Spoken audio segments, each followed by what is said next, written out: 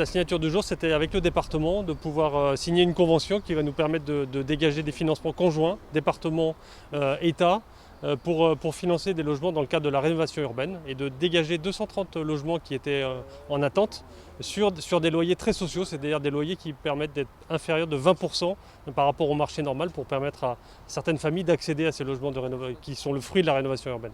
Aujourd'hui, c'est une belle opération et ça me conforte dans l'idée qu'il faut que je continue à financer, à accompagner pour que nous ayons vraiment dans les années à venir moins de gens mal logés, moins de gens logés dans des conditions inacceptables. C'est une grande satisfaction aujourd'hui puisqu'il faut savoir quand même que dans le cadre de la rénovation urbaine, il y a quand même eu plus de 1300 familles qui ont été relogées.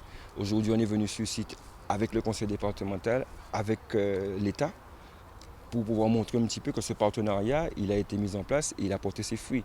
Aujourd'hui, on peut être assez satisfait de savoir que notamment les opérations ont été réussies, mais que le partenariat a porté ses fruits, puisque l'aide à la pierre qui a été encadrée avec l'État, avec le conseil départemental et la ville des Abîmes, a permis quelque part de ressortir des loyers à coût beaucoup plus agréable pour les familles. C'est un projet qui dure longtemps parce qu'il est très ambitieux.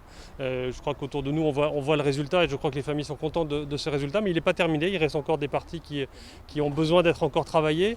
La résidence Musotis, par exemple. Et puis il y a l'implantation du supermarché. Mais même au-delà de ça, l'école juste derrière est aussi dans le programme de rénovation urbaine. Voilà, c'est un ensemble, c'est une globalité, à la fois dans le projet, mais aussi dans tous les acteurs qui seront investis.